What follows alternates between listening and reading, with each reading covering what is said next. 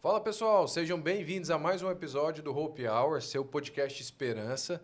Muito obrigado pela sua audiência, por estar aqui conosco mais uma vez.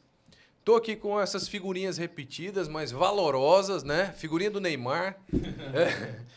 Pina. Bom dia, bom dia. Mais uma vez aí, nós no melhor e maior podcast de esperança do mundo, Off the World. Estamos chegando aí agora Quiçá do universo. do universo, na Europa, Ásia, o pessoal do Japão aí também já abrindo comunidade para seguir a nossa fanpage. Miranorte. Em breve. Miranorte. Todas as cidades aí do entorno do Tocantins nos assistindo. E da União Europeia.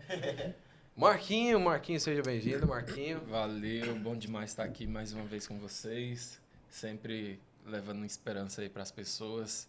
E que seja mais um episódio aí cheio de muita graça, que o Espírito Santo conduza e que seja realmente edificante para a vida de cada um que está nos assistindo. Amém.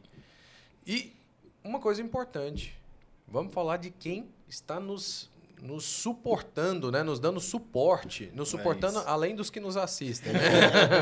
Mas nos dando suporte para estar aqui. Aqui a gente tem a Matriz Office, que é a nossa patrocinadora, que está nos abençoando aí. Especialista em móveis para escritório, especialista em ergonomia, em tudo que é de alta qualidade. A Matriz Office pode oferecer para você, para o seu trabalho aí, para o seu escritório, para o seu empreendimento. Então, se você precisa de cadeiras, mesas, tudo que é relacionado a escritórios, sei lá, você quer montar um podcast bonito igual esse aqui também, lá também. Tudo que é móveis para escritórios, para sua casa, para o seu home office, é a Matriz Office. Melhor e atende aí todo o Brasil.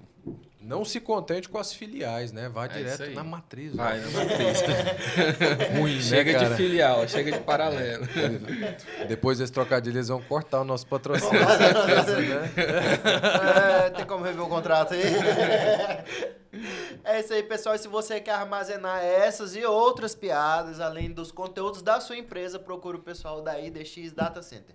A melhor solução em data center. Data center é aquele gavetão gigantesco que vai armazenar os dados da sua empresa, os dados do seu consultório, os dados que você precisa ter segurança e disponibilidade durante todo o ano. O pessoal tem um serviço em nuvem e tem um serviço em disco rígido. Se você quiser saber o que é isso, mas ainda assim precisa de segurança para os dados da sua empresa, procure o pessoal da IDX Data Center. E é claro também o Supermercado Real. A gente que já está dando longo prejuízo no histórico de pão de queijo da mesa, a gente, graças a Deus, conseguiu o patrocínio do melhor pão de queijo da cidade, o pessoal do Supermercado Real. Melhor hortifruti, melhor preço, melhor qualidade de atendimento para você que mora aqui em Palmas, em qualquer outra região do mundo, vem passear aqui em Palmas, dá um pulo lá no Supermercado Real.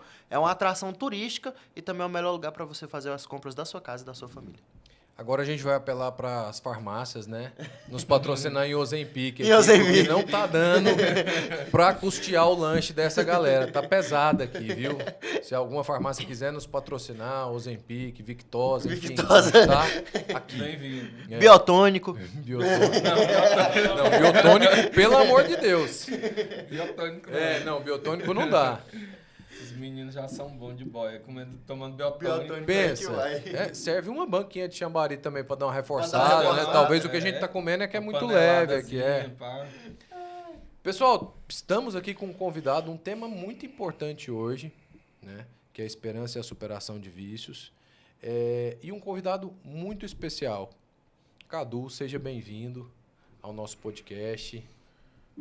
É uma honra ter você aqui conosco, né? Recebemos a sua história por indicação e realmente é uma coisa forte, real e que muito abrangente, né? Então seja bem-vindo. Eu queria que você contasse um pouquinho da sua história pra gente e nos abençoasse com esse testemunho de superação e fé. Amém. É uma honra estar aqui com vocês nessa mesa. Creio que isso aqui seja para edificar as pessoas, né? Como eu falei pro Pina. Cara, eu não sou ex-bruxo, nem nada disso. Mas eu pensando, vindo pra cá, eu creio que é um tempo de, tipo assim, como pra generalizar, né? Tem as exceções que a gente vê, né? Os bruxos, as ex-bruxos. Mas tem... Você não fez o pacto da Não Maria fiz, das Graças. mano, isso aí. Mas a gente vê que tem jovens, né, que passam por problemas e às vezes tem que lidar sozinho. Pra quem não me conhece, eu me chamo Carlos Eduardo, mas muito me conhece por Cadu. E eu sou de Araguatins, lá no Bico do Papagaio, que é lá na região mais norte ali do estado. E eu nasci lá. Minha família é do Pará, ali na região do Marabá, né? Minha mãe. Então, minha história já começa por aí, porque minha família veio de uma cidade, meu avô, que é de sangue, tinha falecido, e aí minha avó, completamente isolada, né? Viu uma solução indo para Araguatins. E aí foi quando ela foi para Araguatins, conheceu o meu avô por criação, é o seu Zé Emílio, que Deus o tenha. E aí começou as coisas a fluírem. Ele, mais a minha avó, começaram a me criar, começaram a cuidar de mim. E aí foi onde começou toda a minha jornada sem um pai, né? Porque eu fui criado sem pai. Meu pai só me fez e aí vida que segue. E minha mãe queria continuar em Marabá, só que minha avó ela falou, ó, você precisa ir para Araguatins. E eu já vejo graça nisso, porque minha mãe, ela é a caçula, né? E aí minha avó, meio, né, sem saber o que fazer, viu uma forma de ir e foi por fé, cara. E então foi quando começou a criação, né? Meu avô me criaram.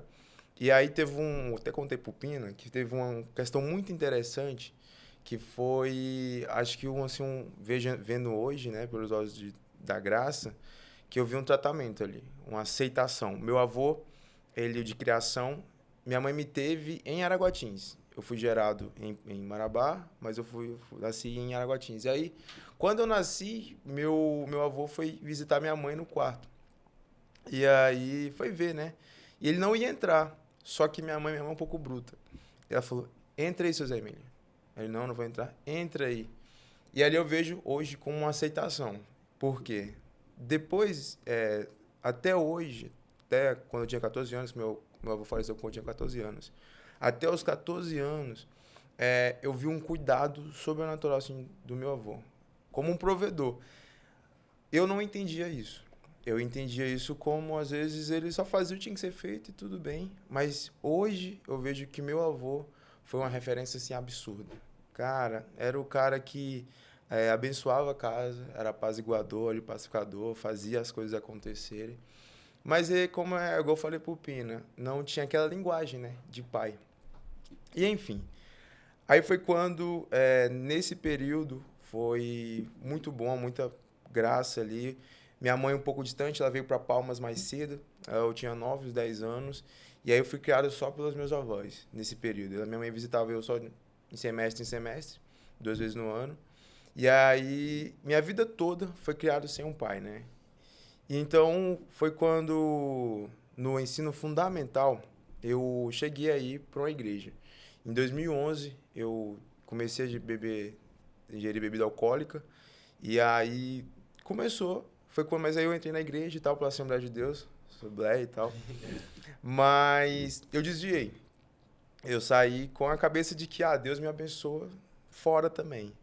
E foi justamente no período que eu entrei no ensino médio. Aí o período do ensino médio, cara, foi assim um tempo muito difícil. A gente entra nessa fase, né? Aí eu, criado sem pai, E meu avô tinha falecido quando eu estava no 2º ano do ensino médio. Aí a cabeça já era. Essa referência paterna e forte que você tinha havia se perdido, né?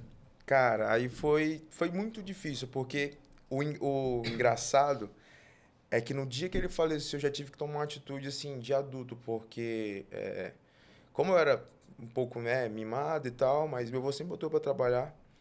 Quando ele faleceu, eu tive que trocar a roupa dele. Eu e o filho dele de criação. E ali eu me vi, cara, trocando o meu avô, sendo que ele estava morto. Então ali eu falei, cara, eu tenho que lidar com isso. Eu não sei o que foi que aconteceu, mas ali eu troquei a camisa, não foi uma experiência assim, muito assim, eu falei, cara, como é que pode, né? Pra alguém de 14 anos, não entendendo nada, tá tudo bem, tudo tranquilo, acontece uma coisa dessa.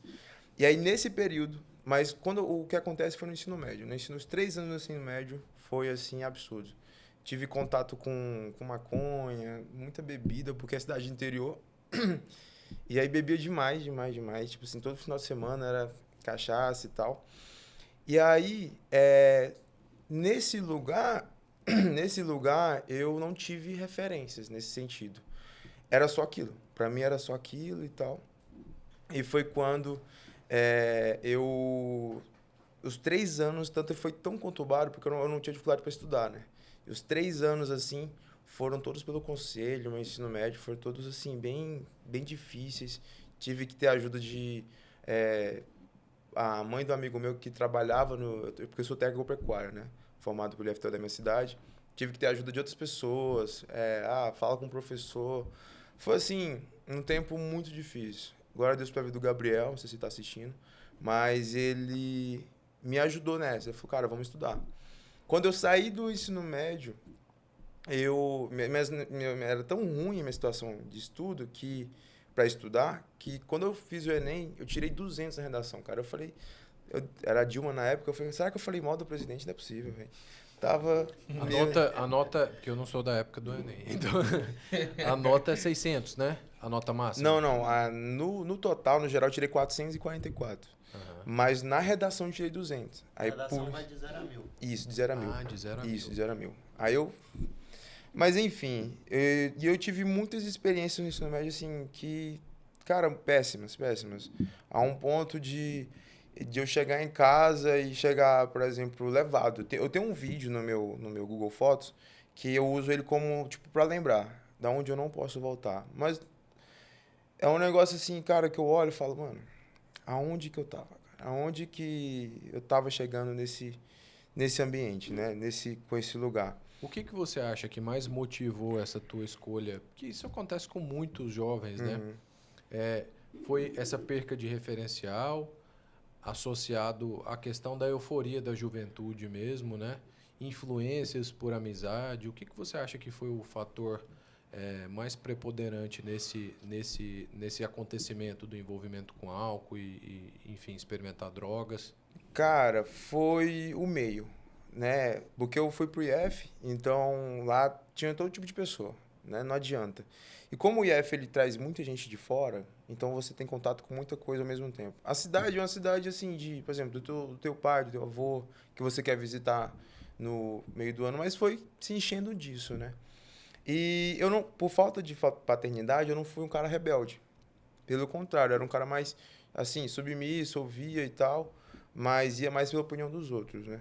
Só que, cara, até nisso eu vejo um cuidado de Deus, porque meus amigos é um ponto de, tipo assim, a gente chegou num ponto, cara, da polícia tá investigando a gente por fato de uso de maconha, né? Que a gente falou assim, cara, a gente precisa parar. A gente precisa dar um jeito nisso aqui. E teve uma vez que teve uma abordagem, eu não tava nesse dia, mas, tipo, era o local suficiente para que ele tivesse uma prisão.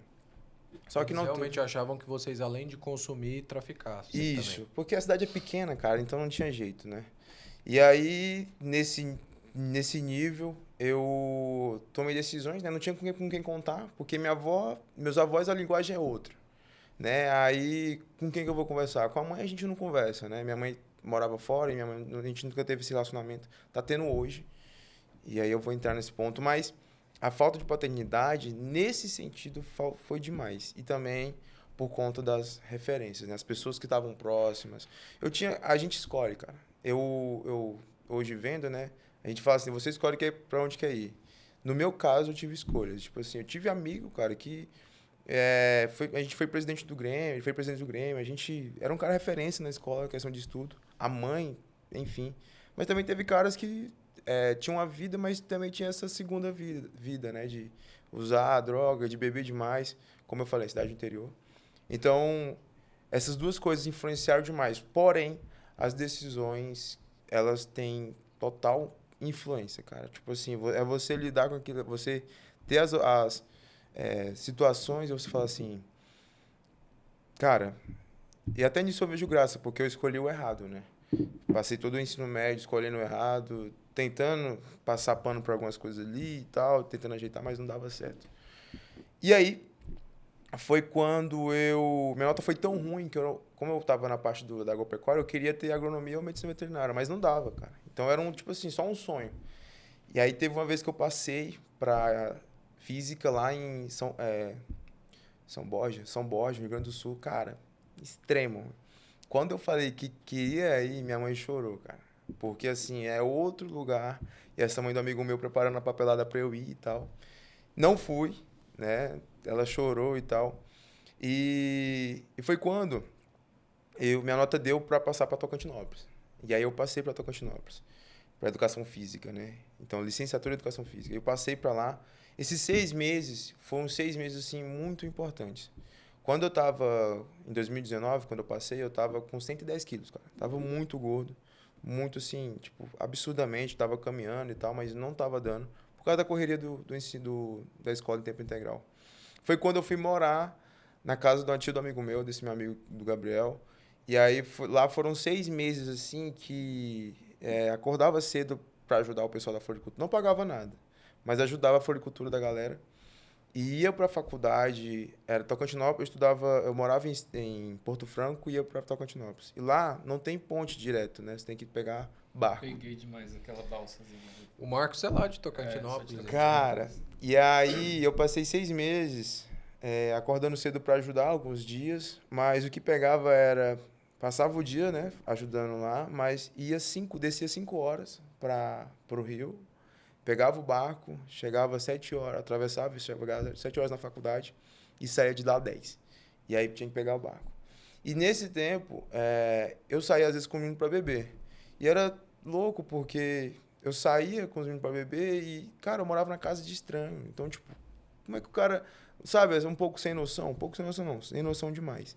Apesar dos pessoal ser de boa e tal. Mas ali eu comecei a caminhar, correr e tal, ver a educação física de forma diferente.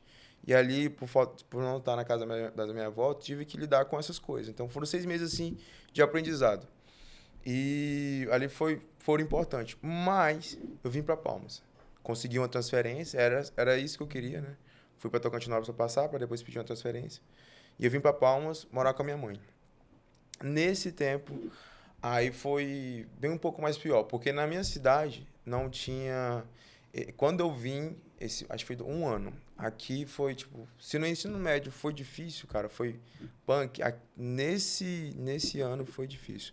Numa capital, Na né? capital. Convivendo com bem mais pessoas, enfim. Um número de jovens bem maior. E meio universitário, você sabe, né? Um acesso infinito à bagaceira. Isso. Meu Deus do céu. O acesso é enorme. E aí, como eu sou um cara que converso com todo mundo, faço amizade muito rápido, fiz amizade muito rápido.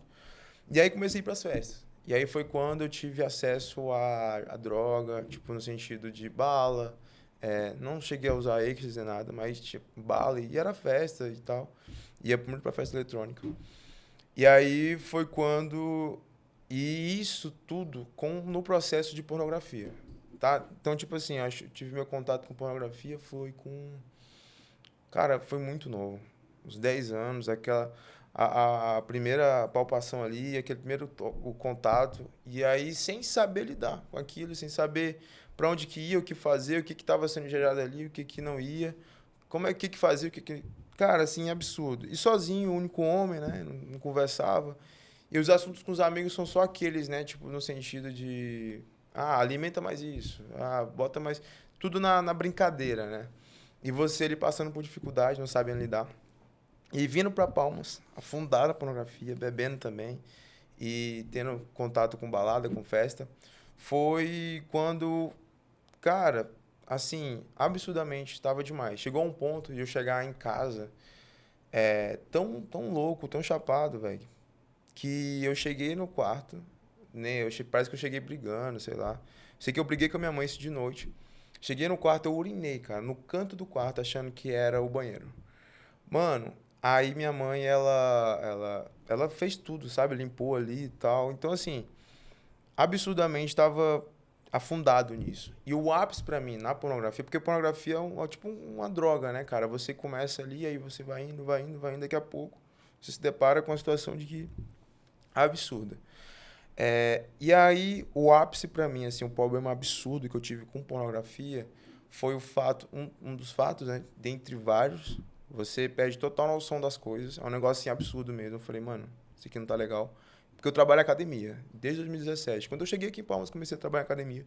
E tem a situação das mulheres, né, cara, que vão treinar com as roupas apropriadas para treinar, não tem nada de errado nisso.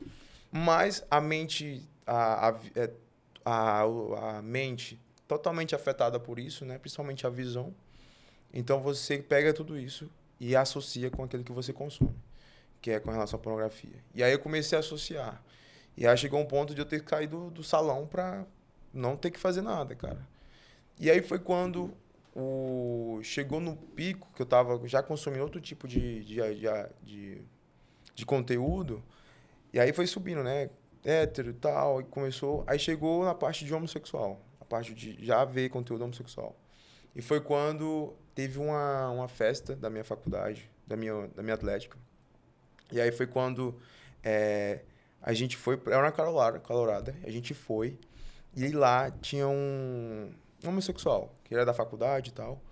E aí eu já tava bebendo, e aí tava no êxtase da galera, né, naquela parada e tal, e já afundado na pornografia. Tipo, às vezes, chegou o tempo de, às vezes, você ver 5 vezes no dia, cair na mesma coisa, e, cara, muito problemático. Às vezes, não falar pra minha mãe, não contar nada, era eu que resolvia meus BOs, né? E aí, nesse dia, esse moleque, esse rapaz, chamou, a gente foi pra um lugar ali, e aí ali eu tive relação com esse cara. E ali eu falei, mano, no outro dia, no outro dia eu tive o peso, né? Não só tive o peso, como também eu tive um problema no pênis e tal, com isso. Minha mãe me achando que era a parte que eu tive contato com alguma mulher, com alguma menina. E ali eu falei, mano, tá errado. Isso aqui eu já contei só para alguns amigos. Eu tô contando isso realmente para abençoar. Por quê? Naquele dia eu não contei para minha mãe sobre isso, não falei com ela sobre aquilo. Porém, eu falei do remédio. E ela falou, cara, usa camisinha e tal. E para mim, essas duas situações, dentre várias outras, foram assim um determinante na minha vida, sabe? O meu processo de conversão, ele não veio como uma luz, não veio tipo, um anjo desceu, vá. Não. Demorou um ano, cara, depois para eu estar no processo. Foi quando eu conheci uma amiga minha. Ela também estava no processo de conversão, recentemente. A Juliane Halbert, glória a Deus pela tua vida. Ela é da minha faculdade, né? Só que ela fazia engenharia civil. E aí foi quando... É engraçado porque ela foi evangelizar e trocou o tiro, né? Ela foi evangelizar um amigo, pegou um amigo dela, que era o Matheus Matos, né? Não sei se você vai assistir isso. Mas ele chamou nós dois para acampamento. E a gente foi. Aliás, eu não fui naquele dia. Foi em 2019, então foi o último acampamento. Até hoje eu me arrependo disso. Mas ali ela me chamou. E aí foi quando eu comecei a aceitar e comecei a ir para a cela. Inclusive, no dia dessa parte que eu urinei no canto do quarto. E, cara, detalhe muito importante. Eu moro em kitnet, véio. Então você já imagina o rolê que teve. Um quarto, uma sala, cozinha, banheiro, tudo brincadeira. Mas, então, assim, foi muito constrangedor. E aí, foi quando... E eu tava indo pra cela. Indo pra cela e tal. Detalhe importante, eu já fui da Assembleia de Deus, né, que eu falei. E aí eu tinha desviado e tal, peguei esse período. E aí eu comecei a ir pra cela. No dia que eu urinei, foi o dia que eu fui pra uma cela e depois eu fui pra uma festa. Galera, não faça isso. Cara, quer ir pra festa, vai pra festa, de boa. Quer ir pra cela, vai pra cela e vira outro dia. Não faça isso. Quer pecar, mano? Vai pecar, brother. Porque, cara, aí foi absurdo. Eu fui só pra um aniversário. Só pra um aniversário. Eu imaginei que ia rolar tudo isso. E aí foi quando eu passei um ano indo. Tipo assim, sabe? Me colocando nisso. E esses dias eu lembrei de uma oração que eu sempre fiz. Que é, Pai, se eu for, vai ser tudo ou nada. Ou eu me entrego de uma vez. Eu te conheço de forma real. Ou eu não te conheço. Eu nem vou. E aí, passou um ano, eu indo pra cela, e falador. Engraçado que o Felipe Otávio, um amigo meu, ele falou, a primeira vez que eu fui, ele falou assim, esse moleque não vai durar 3 celas. Ele não vai voltar pra cá. Ele vai vir só hoje. Ele não vai. Fogo de palha, né? Pô, mas nem julgo, cara. Meu estilo de vida era outro, né? Eu nem conhecia a minha história, enfim. Tamo aí, pega, Felipe. Mas comecei aí foi quando deu um encontro e as pessoas me, tipo assim, teve um dia que tentaram me convencer, né? Não tentaram me convencer, mas me mostrar que era só tomar uma decisão. E eu não queria. Eu falei, cara, quando for o momento, vai ser. Deu um mês depois eu tava, Senhor, eu te quero. Porque uma amiga minha, isso foi no culto de adolescentes. A gente tava no culto de adolescentes. Comecei a abraçar uns moleques. Isso sem aceitar Jesus nem nada, mas tava no ambiente, né? E a gente começou a orar. E aí foi quando essa minha amiga minha me puxou de lado, me puxou pra fora. Falou assim, amigo, seguinte, eu não sei o que tu quer, cara. Eu não sei o que tu quer fazer da vida, mas eu vejo que você tá entregue, você tá fazendo as coisas. Eu não sei, mas eu vou te fazer uma pergunta. Você quer aceitar Jesus como teu Senhor, Salvador? Aí eu falei, amiga, quero. E aí, nesse dia eu aceitei, eu orei com ela. E aí foi quando, no domingo, eu aceitei no sábado, no domingo era para ir pra frente, né? O pastor não fez apelo. Pastores, façam apelo, por favor. E aí eu não fui na frente, mas no próximo eu fui. E ali começou um romper na minha vida. Hoje eu tenho 5 anos de conversão. Em março completou 5 anos, 2019 e tal, enfim. E, cara, desde então, o Senhor tem me tratado, assim, de uma forma absurda. Com relação à pornografia, é uma coisa que você vende todos os dias. O Diga é meu discipulador, ele falou algo assim, libertador. Sim, ele falou, Cadu, porque eu falei pra ele que eu fiz um jejum de 3 dias na água, justamente porque eu estava desesperado nisso. Isso caminhando com Jesus, isso há 2 anos atrás, deu uma virada de ano, eu falei, Senhor, eu quero me livrar disso. Me cura. Eu não aguento mais, eu te entrego tudo, cara. Resolve isso na minha vida, por favor. Eu entrei com 3 assuntos, um desses assuntos era sobre isso. Tive a resposta dos 3. O louco aí, beleza, eu fiz esses 3 dias na água, foi quando eu fui, como trabalhava em academia, né? Eu cheguei na academia, cara, é como se eu tivesse sido, tipo assim, um cego voltou a ver. Eu já olhava para as mulheres, já não... obviamente, sentia atração, mas não era aquela coisa doentia. Eu falei, cara, Jesus me curou aqui. Ele tá mediando isso na minha vida, né? E realmente, eu pisei sobre isso e piso sobre isso. Só que aí o Dig falou algo assim, Cadu, você não foi curado. Porque você não foi curado da tentação. É isso que ele quis dizer pra mim. E aquele ele virou a chave. Porque todos os dias, cara, a gente vai ser tentado. E eu sou tentado nisso até hoje. Chega dia de eu sonhar. Absurdamente. E ainda sonhar com relações que, tipo, relações homossexuais. Eu falei, mano... E aí, e a coisa não é assim que, eu fico vendo, não é, cara. Obviamente tem Instagram, né, velho? Então não tem jeito. A mente vai alimentando. Mas a tentação, ela tá aí. Não adianta. Só que, hoje, o Senhor... eu chego a um ponto, cara, eu botar aqui, ó. Tô aqui, minha Bíblia, tô aqui no celular, vendo. Instagram, de boa, e minha Bíblia tá aqui. Eu mexo, vejo, tipo, alguma coisa que tem a ver com pornografia. Cara, eu vejo e tal, fecho tudo, cara, Senhor, tá aqui. Cadu, tá deixando Deus de segundo plano? Não, cara. Eu só entendi que eu preciso de socorro. Eu não vou parar de pecar nisso. Eu não vou parar, tipo assim, eu não vou ser escravo do pecado nisso. Mas eu só reconheci que o Senhor é minha ajuda. O Senhor... E quantas vezes, cara, eu tava liderando célula e eu caía nesse pecado. E aí teve um dia... Eu acho que é importante, Cadu, falar. Eu sou médico infectologista. Então, eu trabalho muito próximo das doenças sexualmente transmissíveis, das infecções sexualmente transmissíveis. E eu vejo que essa questão da pornografia é uma coisa que, muitas vezes, até os próprios colegas e os profissionais passam muito pano em cima disso. A mídia nem se fala, né? Mas é um grande problema hoje em dia. As pessoas realmente estão doentes por isso. Chega no meu consultório histórias inacreditáveis mesmo, de pessoas que tinham um contexto habitual, né, enfim, de sexualidade e que foram completamente destruídas emocionalmente, relacionamentos, né, vínculos que elas tinham pelo consumo da pornografia. E é importante estimular que a pornografia ela estimula algumas áreas do cérebro que atuam como os entorpecentes mesmo. Ela libera dopamina E isso é uma escalada constante.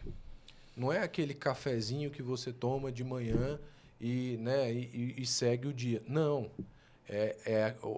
Uma escalada constante, cada vez maior, como você mesmo descreveu, para satisfazer essa substância que é liberada no cérebro ao consumir pornografia. E até do ponto de vista, né, se nós tiramos o ponto de vista espiritual que existe nesse contexto, do ponto de vista natural, é impressionante. Eu acho que vale a pena abrir esse parênteses e falar como eu tenho acompanhado histórias de pessoas completamente destruídas por esse vício. Pessoas que contraem infecções que não têm cura, tá? Pessoas que contraem infecções e que se submetem a atos sexuais com menores de idade, com animais, né? Justamente por consumir esse produto. E isso começa a desbloquear fatores morais que antes, né, evitavam dessa pessoa sequer pensar nisso. Então, muitas vezes as pessoas falam: ah, nossa, que nojo esse pedófilo, que nojo essa pessoa que consome esse tipo. E hoje a gente sabe que existe um mercado negro de pornografia infantil absurdo e que gera bilhões de dólares em lucro. Né? Vídeos que são comercializados de estupro de bebês, enfim, que valem uma fortuna. Isso é alimentado por pessoas que começaram com a pornografia soft, né? A pornografia leve. E a pornografia mais habitual. E isso foi escalonando de forma doentia. Então, esse é um alerta que a gente precisa de fazer. Não é algo saudável, nem do ponto de vista espiritual e nem do ponto de vista fisiológico. Realmente, assim, nós temos acompanhado, eu tenho acompanhado muitas histórias. Casamentos destruídos, saúde destruída, né? Sífilis, HIV, gonorreia, enfim, tantas outras doenças, até doenças transmitidas por animais. Então, vale fazer esse alerta, que a gente, como cristão, a gente sabe todo o contexto espiritual que tem a ver a respeito disso, de violação de pessoas, violação de mulheres e de pessoas que são submetidas a esses filmes, a essa produção de conteúdo, sem contar nas crianças, animais, enfim. Mas existe também um contexto fisiológico que vai predispor essas pessoas a adoecerem mesmo, sabe? Homens que colocam as suas esposas para ter relação com outros homens, enfim. Eu, assim, passaria talvez o dia inteiro. Você vai me falando aqui, vai tendo vários gatilhos de relatos de pessoas mesmo, de pacientes mesmo, e que é incrível como existe um silêncio na medicina exatamente a respeito disso. Não se fala. É como se fosse um assunto muito velado, mas sim, pessoas estão doentes por consumirem pornografia e isso não é uma coisa que na maioria das vezes não vai ser aquela pornografia soft, não. Ela vai ser escalonada até conteúdos inimagináveis, imorais, irresponsáveis e criminosos. A indústria pornográfica, cara, ela é absurda. Ela vem para destruir. Eu não falo isso terceirizando aquilo que, obviamente, foi decisão minha, né? Mas o mercado tá todo tempo investindo nisso. É absurdo. Eu acompanho um Luca Martini, que é um cara sem referência para mim, evangelista. E o moleque, ele traz, cara, vários pontos. Vários pontos. Relatos, assim, absurdos. É porque a gente conhece os relatos próximos, né? Mas relatos internacionais, coisas assim de, cara, mulheres sendo traficadas, de um ponto assim absurdo.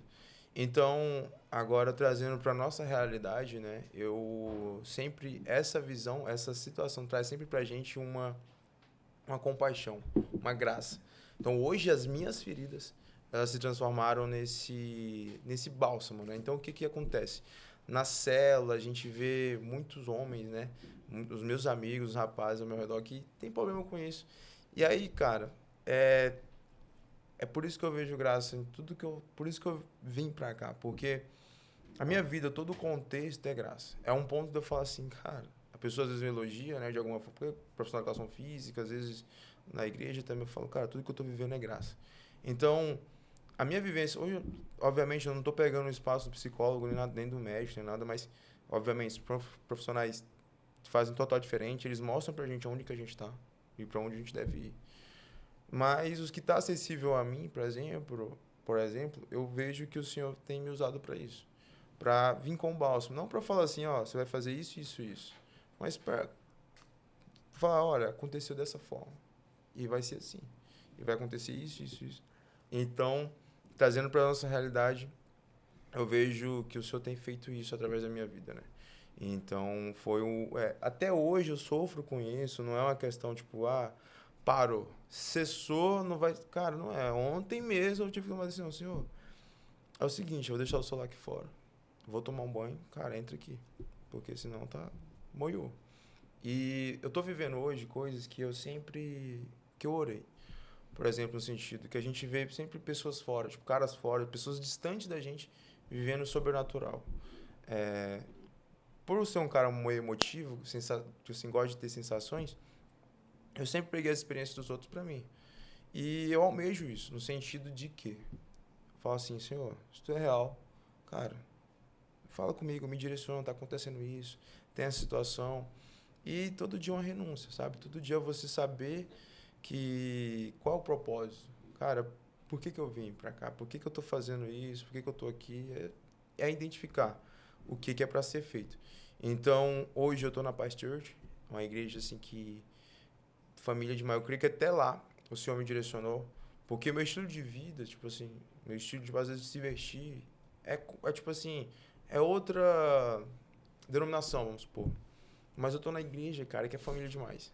E eu vejo o Senhor me usando como canal ali, para trazer pessoas de alguma forma, não por causa de mim que eu vou atrás, mas sendo bênção ali. Hoje eu sou líder de célula na igreja, coordeno uma célula com 15 pessoas.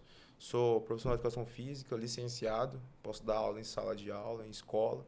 Porém, eu estou almejando o bacharel. Mas, assim, bem na mão de Deus. E quando eu falo das experiências, eu falo o seguinte, Senhor, o que tu queres que eu faça? E hoje, graças a Deus, o meu trabalho, ele me dá brecha para conversar com todo tipo de pessoa. Todo tipo de pessoa. Pessoas que têm problema com pornografia, pessoas que têm problema com, às vezes, chamado, crises. E, assim, o Senhor tem feito grandes coisas. Então, o fato de eu estar falando aqui, como eu falei, é graça. E tudo que o Senhor faz através de mim é absurdo. A um ponto de eu conversar com as pessoas receberem não só, tipo, um papo bom, sabe? Mas, cara, de ver milagres. A gente foi fazer um evangelismo na UFT e tinha uma menina com a perna maior, a gente orou por cura lá e a perna dela cresceu. E eu falei, cara, o que tá rolando? E o meu secreto, o que Deus tem feito na minha vida, assim, cara, é um negócio absurdo. E eu falo isso pra todo mundo, tô falando esses dias, que Deus tem fechado ciclos na minha vida. Eu ainda sou um jovem solteiro, tenho 25 anos e ainda não casei, almejo. Só que já não é mais um anseio por agora, mas toda a minha vida foi. Criado sem pai, sem referência paterna, sem referência de família em casa. A primeira coisa que você quer fazer é ter família. Mas só que até nisso o Senhor me mostra, o que tu quer? Tu quer isso? Ou tu quer viver aquilo que eu tenho pra ti? Cadu, tá separando as coisas? Cara, pra mim foi separadinho, mas o Senhor ia me abençoar nas duas coisas. Então, tudo que eu tô vivendo hoje foi o fato de que, Senhor, tu me salvou, então faz algo. Minha oração ao in, que é tudo ou nada, tá aqui, tá feita. E aí, como eu falei do ápice, foi quando minha avó se converteu esses dias. E aí experimentei bênção, porque ela é uma idosa, cara, que foi na frente e tomou uma decisão. Mano, isso é tipo assim, o que essa pessoa tem?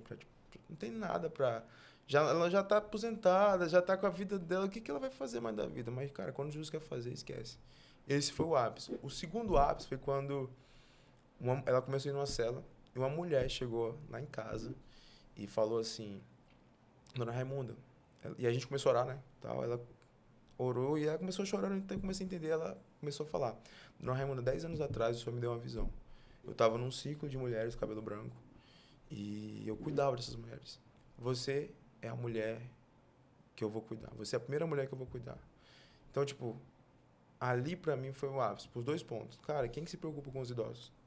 Pra gente, convenhamos, são só pessoas que não estão pensando na morte. A gente deixa lá até que aconteça alguma coisa. E eu falei, cara, meu Deus está fazendo algo. Ou seja, Deus tem preparado até pessoas para cuidar dos seus, né? Enquanto você cuida e evangeliza, e, enfim, leva essa mensagem profunda, Deus cuida dos seus, né? E aí foi quando ela falou assim, Dona Raimunda, toda quarta-feira eu vou vir aqui. A gente vai falar de Bíblia, eu vou discipular você. Isso, contextualizando, a gente tem dificuldade com discipulado. Ninguém quer liderar, cara. Ninguém quer discipular, ninguém quer servir o reino. A gente quer os nossos próprios desejos, sonhos. E eu tive a oportunidade de ter os meus próprios sonhos, várias vezes. Como eu estou formando, várias pessoas me procuram para ser personal. Eu falo, cara, não é o momento. Várias pessoas me falam, ó, tem isso, vai, faz. Não vou, cara, porque não tem uma palavra sobre isso. E aí, quando ela falou isso, eu vi graça.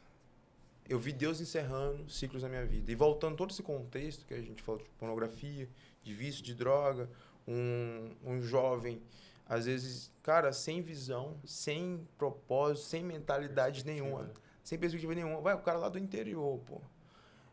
Completamente perdido. Eu não fiz processo de coach. Meu estudo, cara, foi terrível. A gente estava até falando antes, o quanto que é importante. Hoje, eu vejo graça nisso, sabe? Deus pegando assim, beleza, você esteve nesse lugar, então, cara, eu vou encerrar ciclos. E esse ponto foi um ponto muito importante, porque minha avó me cuidou. E eu tenho na minha cabeça a necessidade de cuidar da minha avó. Porém, eu vou ter que deixar ela em algum momento. Eu vou ter que sair de casa. Eu sei que o Senhor quer fazer algo grande em Palmas na minha vida, e eu vou ter que sair, cara, não adianta. Tem pessoas perdidas lá fora. Então, quando isso aconteceu, eu falei, beleza. Aí eu descansei. Ali eu vi um sinal assim, Deus está fazendo algo, cara. Ele independente, cuide do dele. Quando Jesus pergunta para Pedro, Pedro, tu me amas? As 3 vezes o Senhor fala sobre apacentar ovelhas. E aí um amigo meu teve uma revelação porque ele foi ler Pedro, e aí vê Pedro falando assim, olha, o meu propósito é cuidar de vocês. Porque lá atrás o mestre falou sobre isso. Então, aquele que diz que ama a Deus e não ama o próximo, esquece. E o que isso tem a ver com tudo isso que eu falei, do testemunho, dos pontos baixos? É que hoje chegou um momento de que, como pode, cara, um cara se criado sem pai, sem referência, falar de paternidade? Alguém se guardando, crendo que o casamento e a família é algo importante.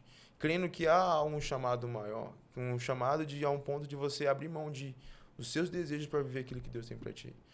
Então, não tem como, cara. A conta não bate, a conta não fecha. Então, a gente falou da parte médica, parte natural. Tudo isso é muito importante.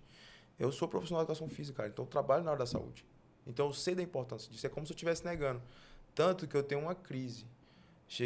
Eu atendo pessoas que têm problemas, né? Tipo, no sentido de reabilitação, prevenção. E essa é uma área que eu quero focar dentro da minha faculdade. E aí eu fico na crise. Eu oro por cura ou eu faço o processo? Oro por cura ou eu vou atender? O que eu faço da minha vida, mano? Mas eu vou atender, obviamente, crendo que ele é o processo, o lugar apropriado para isso. Mas, por exemplo... Faz igual eu. Você atende, quando não tem mais jeito, você ora. Quando o negócio complica, você ora. Ó, moça, é o seguinte. Mas... E eu acho que é importante falar sobre isso, que a gente que... Você está falando sobre a crise, né? Eu acho que é uma coisa do cristão que trabalha com saúde. Enfim, tem sempre essa questão. Até onde eu sou profissional e até onde eu sou cristão. Eu acho que são coisas que se complementam. O ser humano ele não é compartimental.